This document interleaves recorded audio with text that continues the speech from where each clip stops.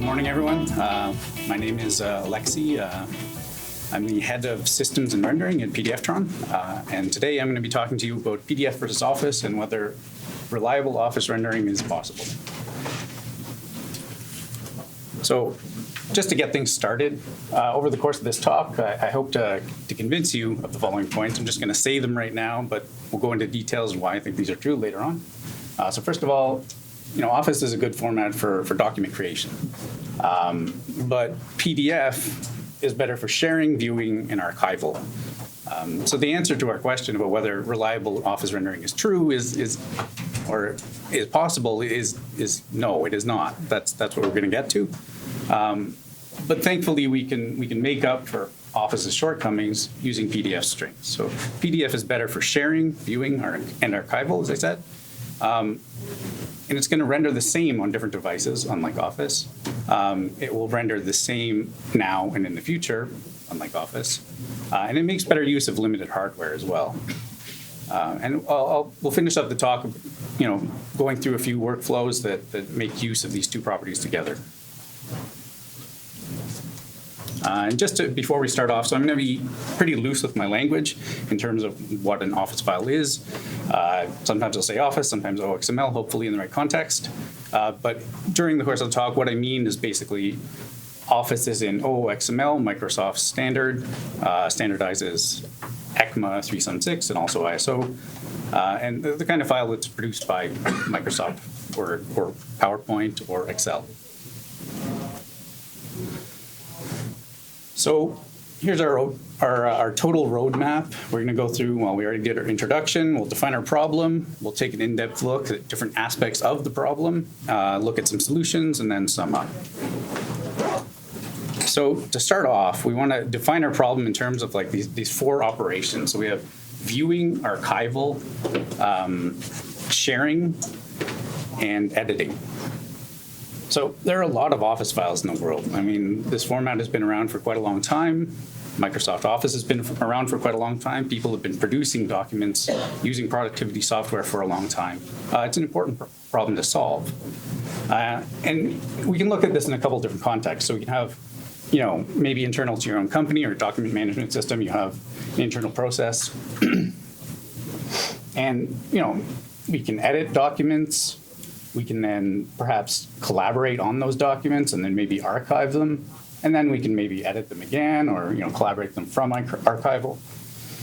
And we still have the same basic operations here. We're still viewing, we're still archiving, we're sharing, or we're editing. Of course, if you're looking at making some sort of user-facing app, then it's a similar sort of problem. In that case, you have a lot of documents that have been out there for forever in the world. Your users have them, they've been creating them, they're still creating them. And it's your job to process those documents and perhaps to view them or perhaps to enable workflows in which other people can share those particular documents or collaborate on them. And again, we have these same basic operations. And so what I'm trying to claim here is that whereas Office is quite good at editing, it's not really that great at the rest of them. So now we're going to take a look at why that might be the case.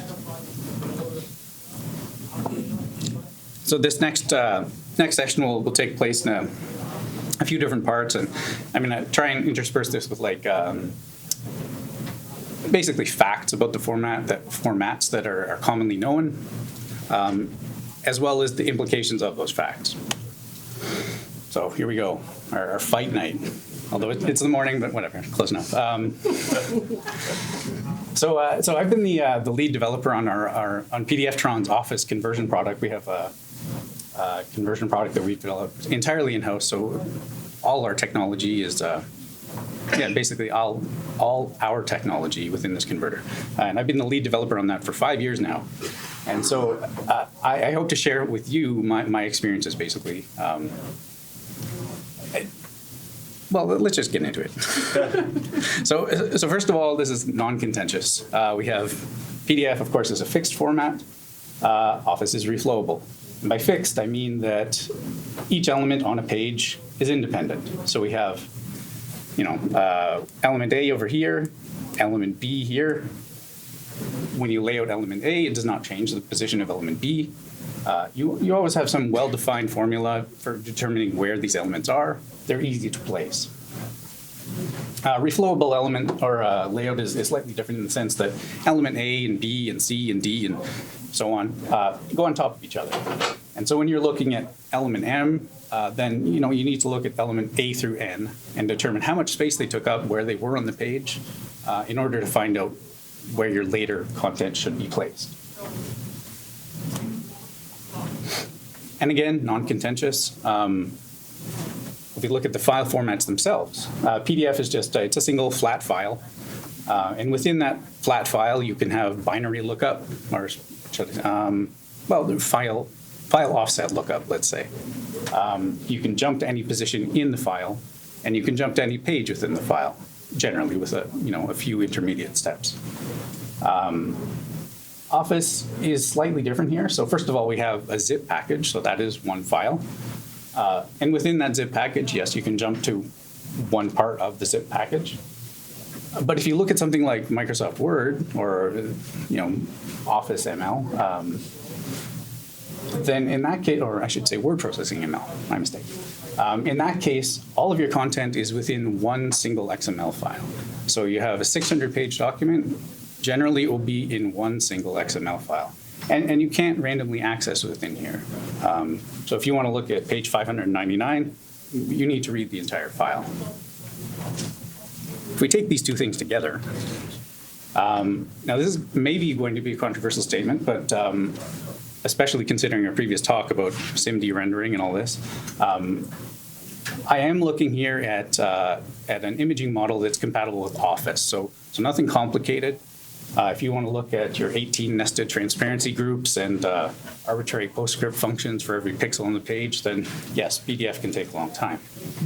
If you're looking at purely Office-based content, then PDF is actually very good here. Office is quite CPU heavy in the sense that when you lay out your 600-page document, generally that has to be done in one chunk. You'll read through the entire thing, you'll lay out the entire thing. And if you want to look at page 300, you definitely need to do page 200 to 299 first. This is not the case with PDF. PDF, if you want to render page 300, you just look it up, you render it.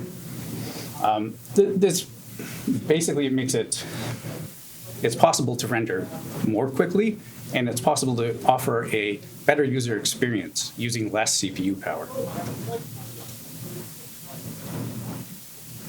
And you can argue that it doesn't really matter these days, and CPUs are pretty fast.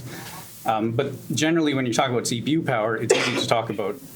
Basically, you can draw an equivalence to battery life. So more CPU power, more battery usage. Or if you're looking at rendering something purely client-side on the web, performance here is still, absolutely critical. Not to make things totally unfair, Office does come out on top here for editing content. Reflow is critical here. When you edit a document, people take it for granted in productivity software. If you insert a paragraph at the top of your page, then it's going to push a paragraph off the bottom. That's going to go to the next page.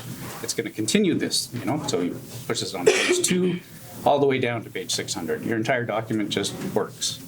If you do this with fixed layout without a lot of software assistance, basically people don't do this because it's a giant pain. You wouldn't want to do this process manually. So Office is definitely, the format itself is well suited for quick and effective editing.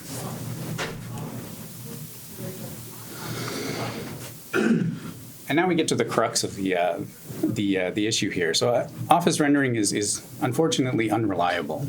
And when I talk about unreliable, what I mean is inconsistent. When you view a file on one platform versus another platform, you're going to get different results. We'll get into why now. So first of all, this is like just a basic example, totally built into the format, nothing controversial. Both PDF and Office files, you can either embed a font or you can not embed a font. With Office files, generally, fonts are not embedded. With PDFs, generally they are. There are a number of reasons for this. A lot of it has to do with permissions and fonts. If you're going to, Office files are meant for editing. So if you embed a subset of a font within an Office file, I only need the letters, P, D, and F, and you give that to someone else, well, they can't actually make any more letters using the same font. So you have to embed the entire font, and you have to embed it for editing. And many fonts they don't actually allow this through permissions. It amounts to sort of a cultural thing. Generally, Office files do not have fonts embedded within them unless people try very hard to do so. And PDFs generally do, unless people try hard not to do so. Now, even if you have a total, even playing field, and you're looking at files in which fonts are not embedded, in a PDF, at least you're going to have the size of your font. So you know how big each glyph is supposed to be. And you know where it should reside in the layout, how much space it takes up. Office, unfortunately, does not give you this. And so this leads to a sort of familiar situation. I think everyone who's used productivity software has seen something like this before. So here we have Alice, who's created this lovely document here. And she's used the font Californian. This font comes with Word. It looks, well, it's a serif font, and I'm going to say it looks to layperson a little bit like Times New Roman. And I'm sorry if there are any designers in the audience. Going back to David's talk earlier, it is not at all like Times New Roman, but it could look like it. And it happens to match well with this unicorn. Alice then, as a normal person would, she decides, well, this picture should be about as big as it can be, expands it so it fills a page. Great. Now she sends this document to Bob, and Bob wants to view the document. And unfortunately, on his system, he does not have California. But his rendering software does a pretty good job and decides, well, yes, it looks like Times New Roman. I'm going to use that instead. So you might say, well, it looks somewhat similar. Unfortunately, Times New Roman is just a little bit taller than California. And all of a sudden, you have a document that looks quite different. Maybe 14 points difference in the height of that paragraph, and now something's been pushed to an entirely different page. And unfortunately, reflowable, if you take the combination of pages and reflowable layout, you end up with the situation quite often. Small changes leading to large divergences in rendering. Now, sometimes this can actually be like a pretty big deal. Like if you imagine this was like, just about anything. You can imagine there's a job application. Someone submits something and it's supposed to look one way, it looks another way. Well, they're going to be disappointed. They come across as less competent through no fault of their own. It can be more important than that. Maybe this is some sort of legal disclaimer that was supposed to be on this page and all of a sudden got shoved to the next just because someone didn't decide that they wanted to send out the document in a more appropriate format. So in general, this problem is sort of unavoidable, like small differences leading to large changes with reflowable layout. But you don't have to take my word for it, or your own even. We can just ask everyone. And as Google says, a Word file looks different on another computer. This is totally not contrived, the only result that came up. It happens a lot. So I'm going to follow up this argument, which is something that was built into the format, fonts or small changes from fonts and reflowable layout leading to changes. And I'm going to say that basically Office rendering will never be stable in the sense that it will be consistent on more than one platform at the same time. And this is almost built into the format. And the reason for this is that it's so huge, and there's a lot of aspects of the rendering that are totally undefined. So if you look at the PDF standard, 1.7 was 748 pages, 2.0, 950 pages. And this, again, might be contentious. We'll leave out complicated imaging models, especially transparency groups. But I would say that if you took someone who was sufficiently motivated, another person who was sufficiently motivated, put them in two different rooms, had them come up with a renderer from the spec with nothing else, that you would end up with something that was reasonably similar. Given the same document, their two different clean room implementations would generate similar output. certainly semantically similar. Now, if we look in contrast at Office, if we look at the ECMA 376 4th edition, we have about 9,000 pages here. And I'll be referencing the ECMA standard just because it's publicly available. You can go and look at it without paying any money. It's functionally the same as the more recent ISO standard. So it's huge. Like, there's a whole ton of information in there. And certainly everything that's supposed to be in an Office file is accounted for in the standard. But unfortunately, what it doesn't give you is any information about rendering itself. So yeah, I would say it's woefully incomplete, unfortunately. So if you took a clean room implementation of it, you put one person in one room with these 9,000 pages, and I'm sorry for them, and then in the other room, the same 9,000 pages, you would end up with something that certainly they could read everything from the Office file, but they wouldn't be able to come up with something that was visually similar. You wouldn't have the same elements on both pages. You wouldn't. Well, there's a whole bunch of differences, and I'll go into some examples. So one of these what I would call undefined behaviors in the spec is has to do with floating content. But this is a little combination. It's undefined, and it's also kind of difficult to do. So floating content, what I would call floating content is something where you have the reflowable content on the page, your normal text, and you also have special fixed elements that can be, in a particular position. And in this case, we're looking at the case where the reflowable content can go around the floating content. So Office actually has a very rich model of doing this. You can do it in a whole bunch of different ways. There's, you can make documents that look like this. If you look at HTML, they probably wisely decided not to go with the same number and richness of features, and you can't do content that looks like this.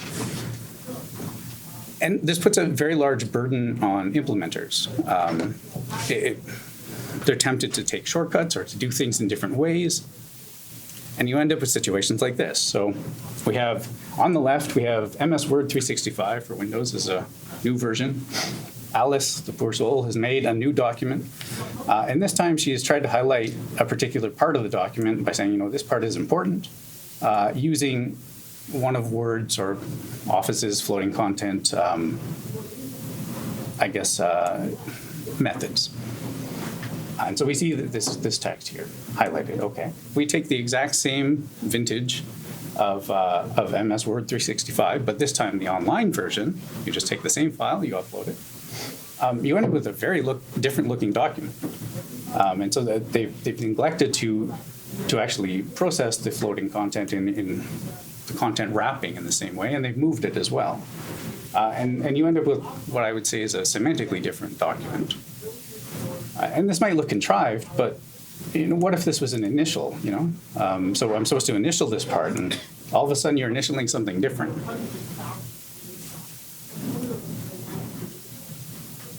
And you might say, well, what if it's just floating content? And unfortunately, that's not the case. So here, this is over my 5 years of working on this project. Off the top of my head, I just started writing these down, and I came up with this list of things that I would definitely consider undefined in the specification. How are you supposed to actually render something? So float placement, as I mentioned. When do elements overlap? When do you consider a character overlapping with another character, or maybe a shape, or a paragraph, or an isolated line? The rules are all different for all of these cases. What if you have a table? Table with a cell with another table in it, with another cell in there, with another table, and then that goes across a page. Which parts of that go on each page? Unfortunately, this is undefined by the spec as well. And you know what?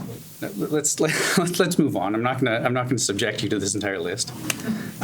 We'll go with one particular story instead.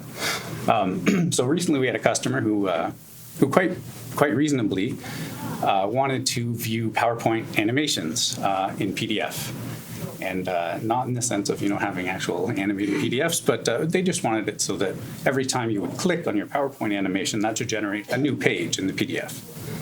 And I thought, well, okay, let's see how we would do this. And having learned over the last years, I did not go to the specification first. I just tried it out.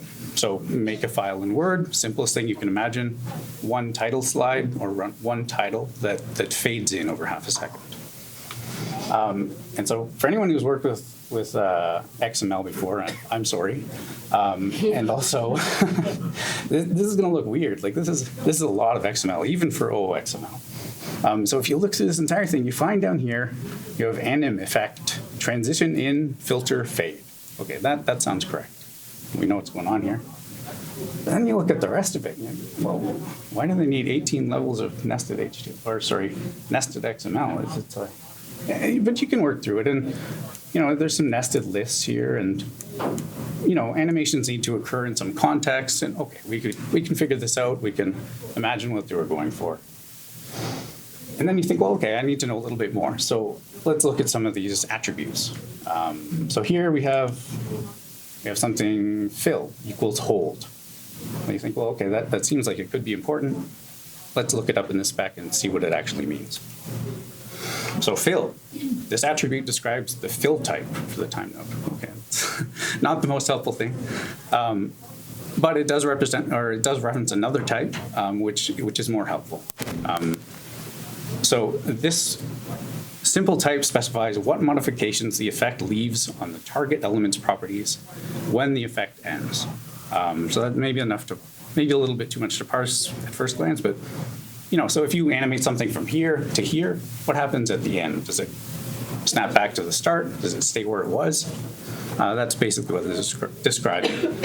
You say, okay, great, this is helpful. Now what else do we have? We have 4 different choices. Okay, I came up with 2 on my own, and they seem to be here. There's 2 more, and that's it. There's nothing else. You're stuck. Well, you're not stuck. You can definitely figure this out, but you're looking at a lot of work. And this lot of work applies to basically everything in Office. And so if you're looking at different Office implementations and thinking, are they going to do all of the stuff that is in the format? Is it all going to be there? Are they all going to go through this work? Probably not. So I would say that, if you have Alice and she sends out her documents to a whole bunch of Bobs, they're going to be on different renders, especially these days when web platforms are becoming more popular, mobile as well. And she has no guarantee that any of them are going to look the same. First of all, what she made and what they see is different, and they see something different as well between them. And so I would say at this point, our conclusion would be that we should use PDF instead for reliable rendering because it just doesn't have this problem.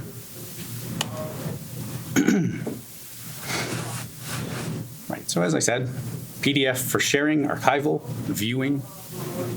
I'm going to mention here that I would consider archival like a special case of sharing. You're sharing with yourself in the future or someone else in the future, very similar to actually just sharing with someone else.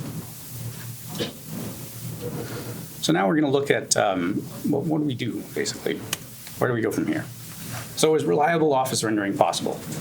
No, but fortunately, PDF is good at the things that Office is not good at.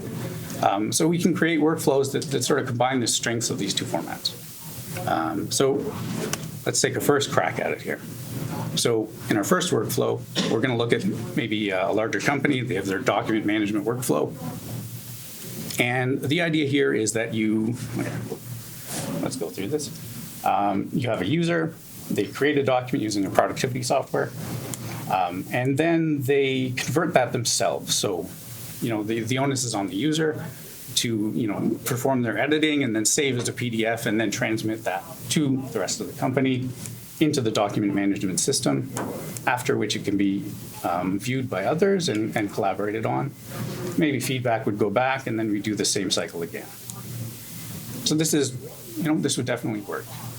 We at least do not have the same, everyone is going to be looking at the same thing, at least in this case. Unfortunately, this does rely on policy rather than technology.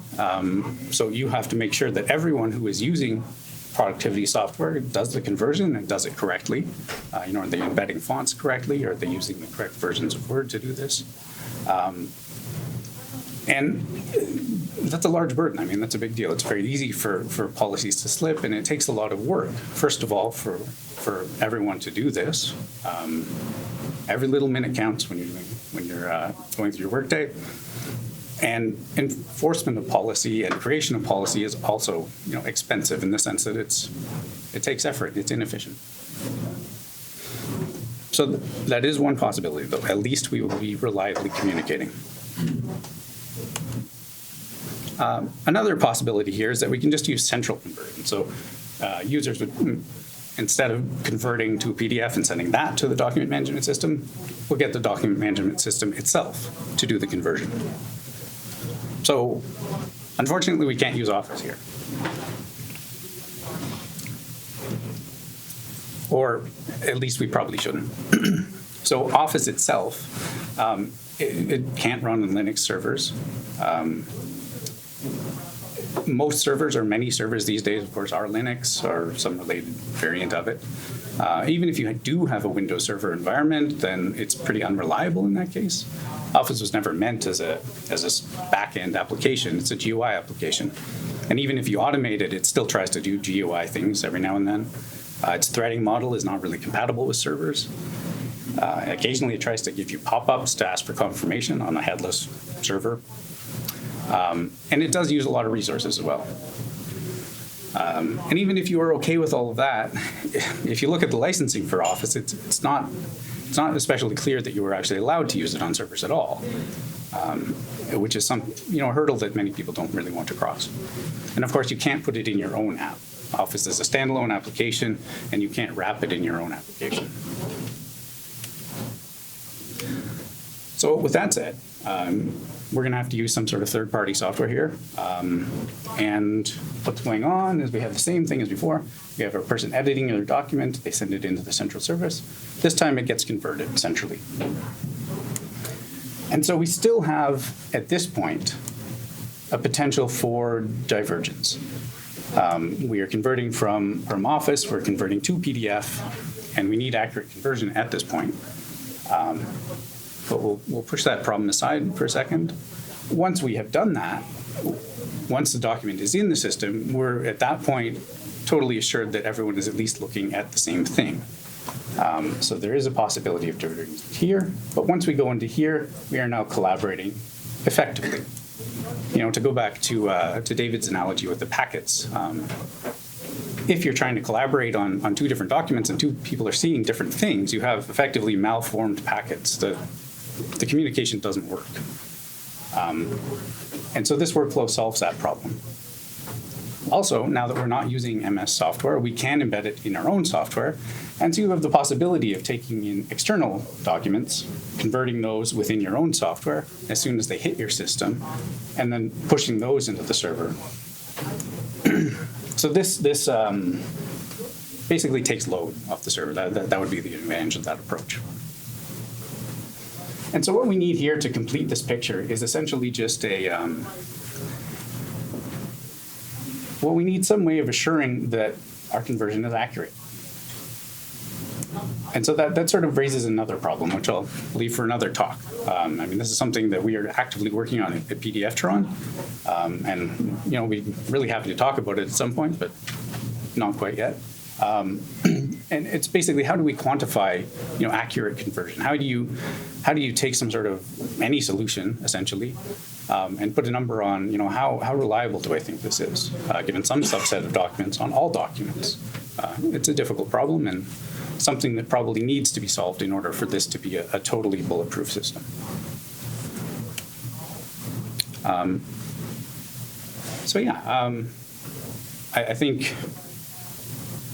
I think there's another solution to this problem too, though, which I'm going to pick on MS a little bit here. They have made a format which essentially makes it difficult to communicate between different parties. And it just doesn't include the necessary information to make sure that your visual information is represented properly. And I think they can probably go a little bit further. And if we, maybe we take something like OXML-A. What if they embedded fixed format within the Office document? It is an automatic thing. You could take this really easily, like OXML is a package format. You could just shove a PDF directly in there. Of course, I don't think anyone's going to be super happy with that solution altogether, but it would be possible. And I think that for Office to be a good citizen in today's communication market, I think this would be a very positive step that they could take. And I think any one of us here would be quite happy to help them. I know I would be. So on that note, thank you very much for your time today. And,